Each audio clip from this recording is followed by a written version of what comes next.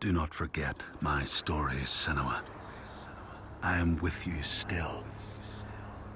Out of hell you have come, and now find yourself in Midgard, the world of men. Do not think it any less dangerous for that. Your path has taken you far from home, across the boundless sea, and you must go on to the heart of this place, to the heart of man. You have seen how the Northmen journey out to conquer, and this is one of their lands, as icy dark as Niflheim, yet as fiery as Muspel. It has not long been claimed, and they try still to tame it.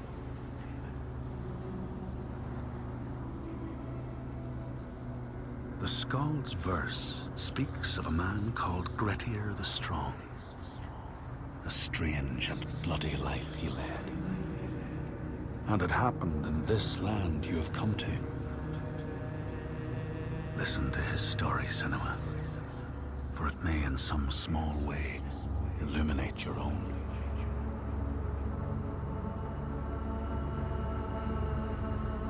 The Skalds say that in Grettir's time, a nearby farm was plagued by hauntings. A shepherd called Glamour was killed by some evil force, found dead in the snow, bloated and black. His body could not be taken to burial, because he was held fast to the ground. So it was left. 3 days after his death, the body was missing.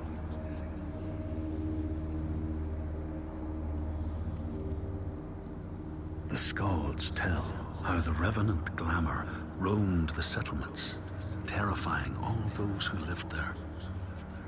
Each one he killed, in turn, rose to walk beside him. Thus, evil begets evil. But the man Grettir was proud and overbearing, and thought the Droiger no match for his strength.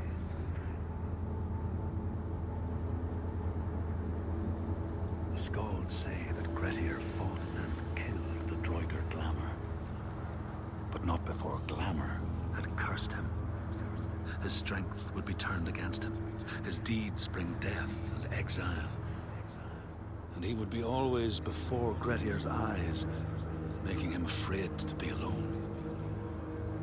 He saw all sorts of phantoms wherever he looked, and thus people who see things that aren't there are said to have Glamour's eyes.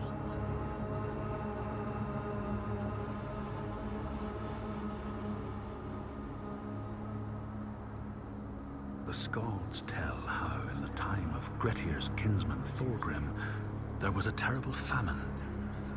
No crops could be grown, and the fish fled the nets. It lasted years, and the people were desperate.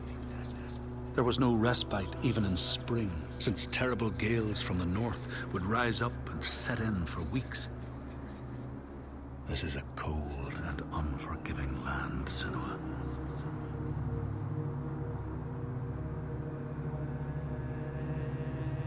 In the time of famine, at the place known as Rifskar, Thorgrim found a huge finback whale, beached and dead. His neighbor, Thorfinn, had already found it and was in the process of flensing it. But Thorgrim claimed it as his own. Thorfinn said he would not give it up without a fight. If that's what you want, Thorgrim said, let it be so. And he launched a blow at Thorfinn, cutting off his head in one strike.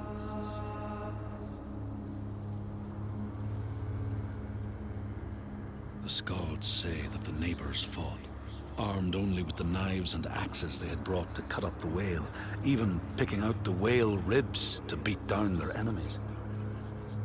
Thorgrim's men had loaded their boats with whale meat, but as they went to leave, one of their opponents struck Thorgrim's brother a fatal blow. And this is how hunger fates desperate men to come to blows, striking out against one another to survive.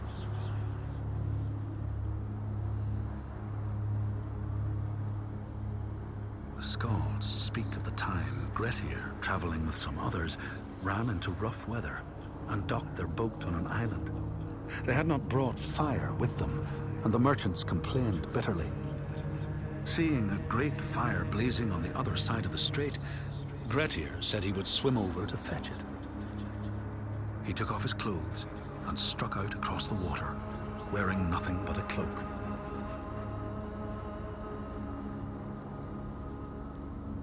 When Grettir came to the farm where the fire was burning, all was peaceful.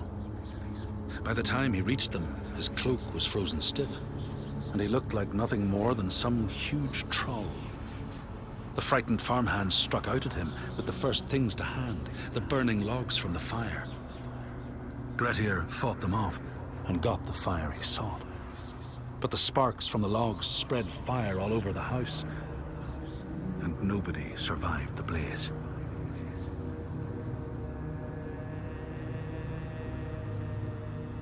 The Skalds say that Grettir swam back across the strait, keeping the fire safe from the water.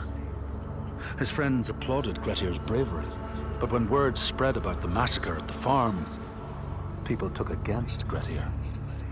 Nobody wanted anything to do with him, and when the news reached the Althing in the summer, Grettir was pronounced an outlaw. All doors would hence be shut to him.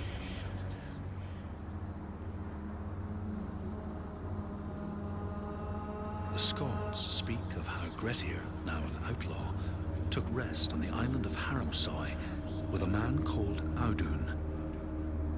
Grettir saw a great yellow glow like a fire rising from the ground. Audun told him it was coming from the burial mound of Kar the Old, who ever since he died had haunted the island, and warned him to stay away.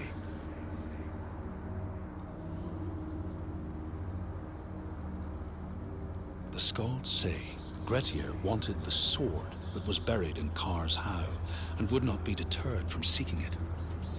He broke the mound open and started digging until he reached the timber props. By this time it was night. Audun warned him again not to continue, but Grettir threw down a rope and went inside the mound. No light penetrated it, and it reeked of death. But he persisted in exploring.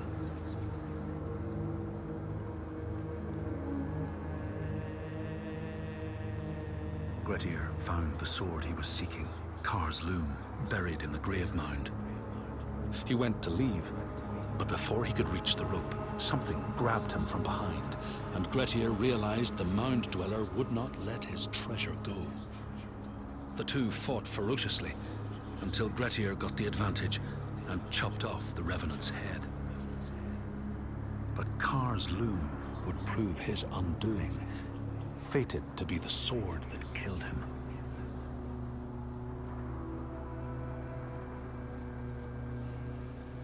The Skald's verse tells how Grettir made many enemies with his proud and overbearing nature.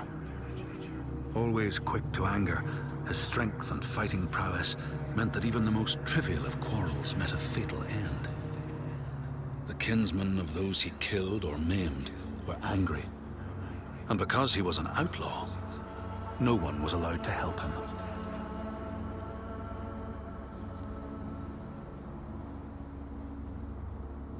The outlaw Grettir fled to the island of Drangi. His enemies knew he was there, but he was still so strong and fierce, nobody could shift him. Thorbjorn, first among his foe, sent his foster mother to see Grettir. She was a Seithkona, and very wily. She enchanted a tree branch and sent it to wash up on Drangi. Grettir tried to cut it up for firewood, but his axe flew back and struck him in the leg. The wound blackened and festered, and Grettir feared his time was close.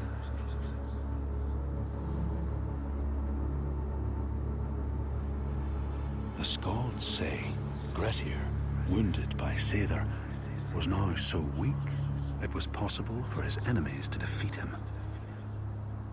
Under cover of night, Thorbjorn and his men attacked his shelter. They tried to disarm him, But he clung so firmly to his sword, Kar's loom, that they had to cut off his arm to get it free. Then they used his sword to cut off his head, and the land's mightiest outlaw was dead.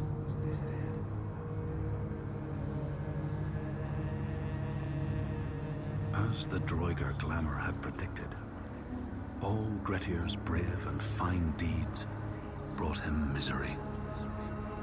So fate makes prisoners of us all. But it was Grettir's nature that made him fight the Droigar, and Grettir's nature that led to blood feud and exile. So what is truly our prison, Senua? Is our path ordained, and we powerless to change it? Or do we blame uncertain powers for what we ourselves ordain?